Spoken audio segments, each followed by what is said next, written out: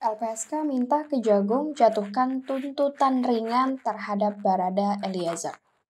Lembaga Perlindungan Saksi dan Korban atau LPSK membenarkan pihaknya mengajukan rekomendasi kepada Kejaksaan Agung untuk menjatuhkan tuntutan ringan kepada Richard Eliezer atau Barada Eliezer. Pengajuan itu didasari pada Undang-Undang Nomor 31 Tahun 2014 tentang Perlindungan Saksi dan Korban. Ya, betul. Itu berdasarkan pasal 10A Undang-Undang 31 Tahun 2014. Kata Wakil Ketua LPSK Susila Ningtyas saat dikonfirmasi tribunnews.com Minggu 4 Desember 2022. Tak hanya ada dalam Undang-Undang tentang Perlindungan Saksi dan Korban, pengajuan permohonan keringanan tuntutan itu juga, kata Susi, berkaca pada status Eliezer sebagai justice kolaborator dalam kasus ini.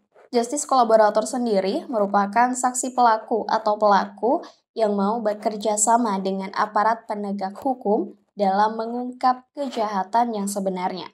JC berhak untuk mendapatkan penghargaan khusus berupa keringanan penjatuhan hukuman, ucapnya.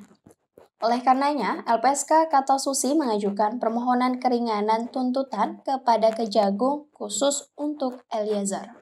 Surat rekomendasi permohonan keringanan tuntutan itu sudah dilayangkan oleh LPSK sejak Kamis 1 Desember 2022.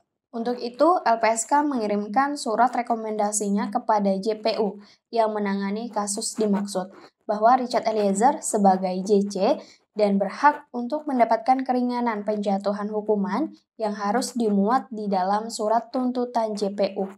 Tukas Susi. Barada Richard Eliezer alias Baradae mengaku sempat membohongi Kapolri Jenderal Polisi Listio Sigit Prabowo atas kasus penembakan terhadap Brigadir Nofriansah Joshua Huta Barat. Hal ini dikatakan Baradae saat menjadi saksi perkara pembunuhan berencana Brigadir Joshua atas terdakwa Ricky Rizal dan Kuat Ma'ruf di Pengadilan Negeri Jakarta Selatan pada Rabu 30 November 2022. Baradae saat itu dipanggil oleh Kapolri untuk menceritakan terkait kasus tersebut. Apakah saudara pernah dipanggil Kapolri? Tanya jaksa penuntut umum. Pernah, Bapak, jawab Baradae. Saat itu, Baradae mengaku bertemu Ferdy Sambo di depan ruangan Kapolri dan memintanya untuk tetap pada skenario yang dibuat saat bercerita kepada pimpinan Korps Bayangkara itu. Apa yang saudara sampaikan? Tanya jaksa kembali. Pertama kali dipanggil Kapolri itu ada Pak FS di depan. Sebelum masuk ruangan ada Pak FS di depan. Dia memeluk saya, dia ngomong, "Kau jelaskan saja sesuai skenario itu." Pada saat itu saya sempat bohongi Pak Kapolri juga. Jelas Baradae. Apakah skenario itu juga disampaikan ke Kapolri? Tanya jaksa. Siap, tegas Baradae. Setelah itu, Baradae mengaku baru jujur soal kebenaran kasus kematian Brigadir Joshua kepada Kapolri setelah pertemuan yang kedua. Terus, pertemuan pertama masih menyampaikan sesuai skenario Ferdy Sambo. Pertemuan kedua masih tetap?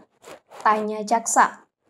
Tidak, Bapak, sudah terbuka, ungkap Baradae. Ferdy Sambo ternyata sempat dipanggil Kapolri Jenderal Listio Sigit Prabowo seusai mengeksekusi Brigadir Joshua Huta Barat alias Brigadir J di Mabes Polri Jakarta Selatan pada 8 Juli 2022 malam. Hal ini terungkap dalam petikan surat dakwaan tersangka obstruction of justice Arif Rahman di Sistem Informasi Penelusuran Perkara Pengadilan Negeri Jakarta Selatan atau SIPP PN Jaksel, seperti dilihat pada Kamis 13 November 2022. Dalam surat dakwaan itu, Ferdy Sambo menceritakan pertemuannya dengan Kapolri kepada Brigjen Hendra Kurniawan, Brigjen Beni Ali, Kombes Agus Nurpatria, dan Harun di kantor Propam Polri.